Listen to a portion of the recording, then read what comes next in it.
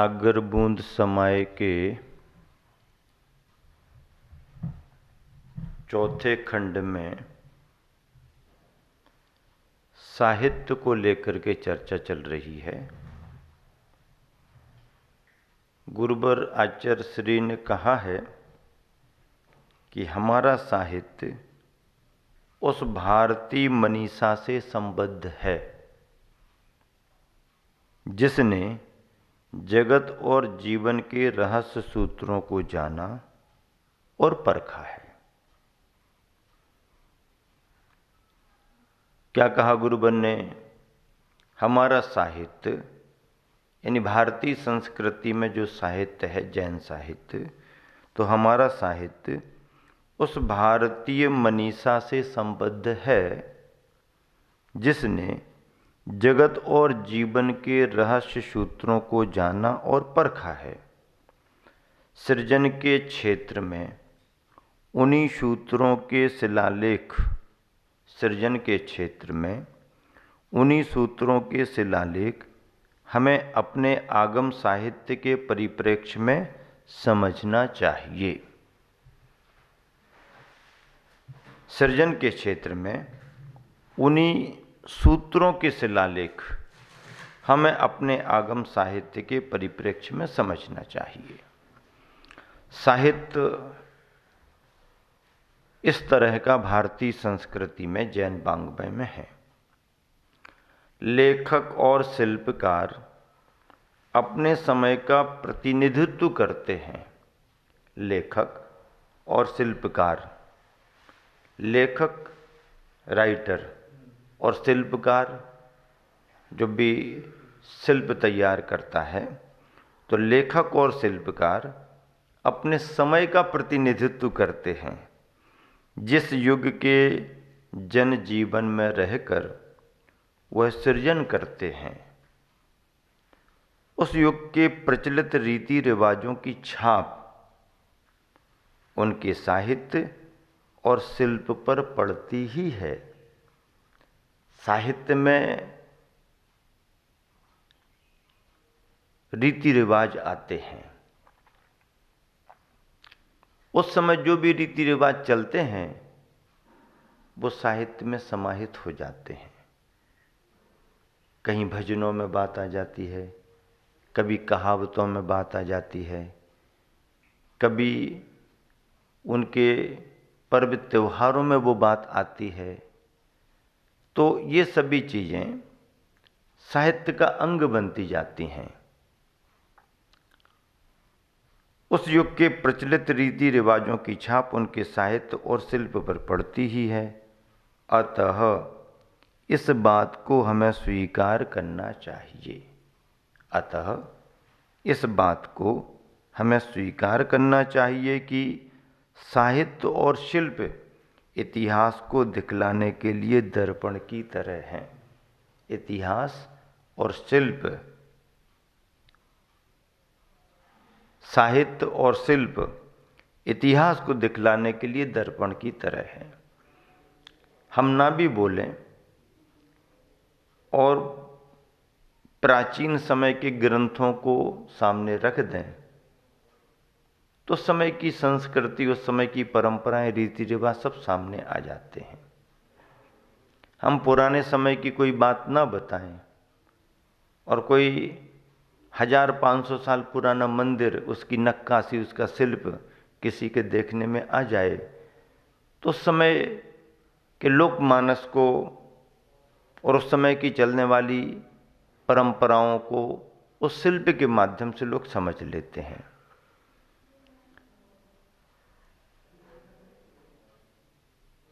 नीतिपरक साहित्य भी अपने पास है, कथा साहित्य भी अपने पास है।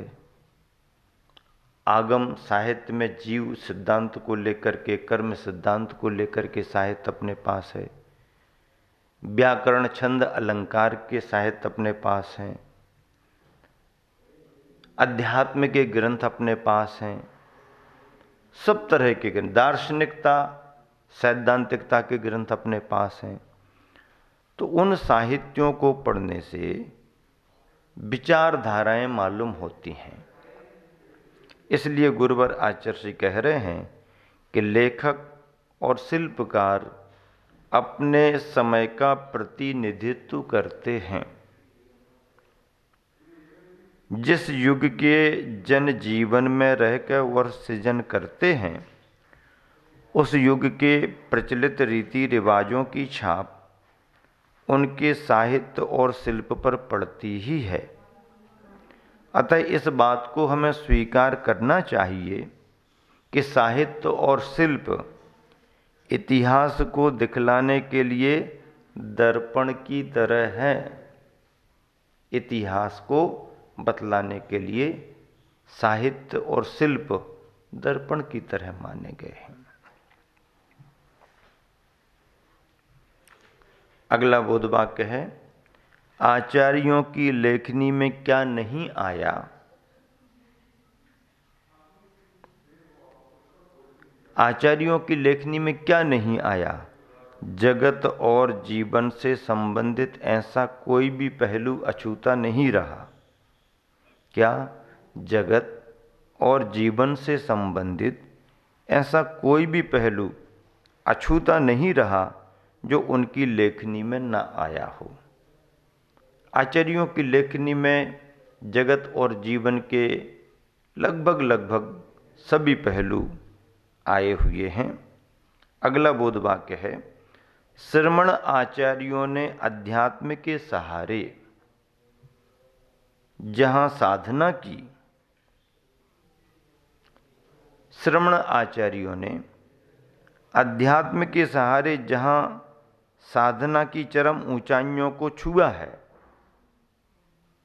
अध्यात्म के सहारे श्रमण आचार्यों ने जहां साधना की चरम ऊंचाइयों को छुआ है, तो वहीं साहित्य का सृजन भी कम नहीं किया। रात यदि साधना में गुजरी है, रात यदि साधना में गुजरी है, तो सारा दिन सूरज के साथ साहित्य सृजन में। रात यदि साधना में गुजरी है, तो सारा दिन सूरज के साथ साहित्य सृजन में। दिन साहित्य सृजन में निकला और रात निश्चिंत निर्विकल्प आत्म साधना में। आचार्यों का जीवन ऐसा रहा है। निर्वृत्ति का मार्ग अपना करके उन्होंने श्रेष्ठतम साधनाएं की हैं और बाहरी प्रवृत्तियों को सीमित करके शुभ प्रवृत्ति में लग करके शुभ भाव के द्वारा जो लेखन कार्य किया ग्रंथों का, वह उनका शुभ अनुष्ठान रहा। साहित्य सृजन जिनवानी के प्रति बहुत बड़ा समर्पण है। साहित्य सृजन तीर्थंकर भगवंतों की विचारधारा को सुरक्षित रखने का और आगे बढ़ाने का एक बहुत अच्छा माध्यम है। इसलिए समय समय पर आचार्यों ने साहित्य का सृजन किया है। आचार्यों ने तो किया ही किया है, विद्वानों ने भी साहित्य सृजन का काम किया है। जिनवानी को सुरक्षित रखने में साहित्य का बहुत बड़ा योगदान है। आचार्य कुंद कुंद का वाङ्मय जहां अध्यात्म से भरपूर है। आचार्य कुंद कुंद का वाङ्मय जहां अध्यात्म से भरपूर है, तो वही आचार्य समंतभद्र के ग्रंथ दर्शन प्रधान है। क्या कह रहे हैं गुरुवर? आचार्य कुंद कुंद का वाङ्मय जहाँ अध्यात्म से भरपूर है, तो वहीं आचार्य समंतभद्र महाराज के ग्रंथ दर्शन प्रधान हैं। हमें आचार्य कुंद कुंद का हृदय समझने के लिए, हमें आचार्य कुंद कुंद का हृदय समझने के लिए आचार्य समंतभद्र का परिचय जरूरी है।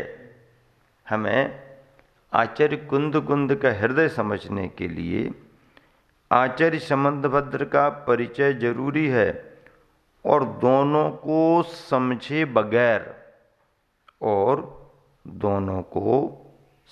बगैर अपने को समझ पाना संभव ही नहीं है, और दोनों को समझे बगैर अपने को समझ पाना संभव ही नहीं है।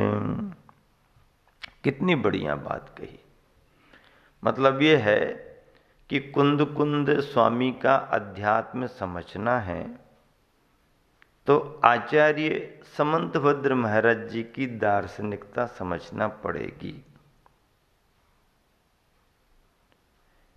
आचार्य कुंद कुंद स्वामी ने अध्यात्म ही दिया है, दार्शनिकता नहीं दी, ऐसी बात नहीं है।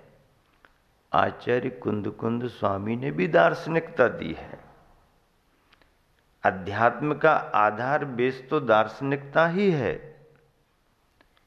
वह कुंद कुंद स्वामी ने भी अपने ग्रंथों में दी है, लेकिन समंतभद्र महाराज जी का जो स्मरण किया जाता है, विशेष रूप से उन्होंने न्याय के ग्रंथों को लिख करके दार्शनिकता को बहुत आगे बढ़ाया है।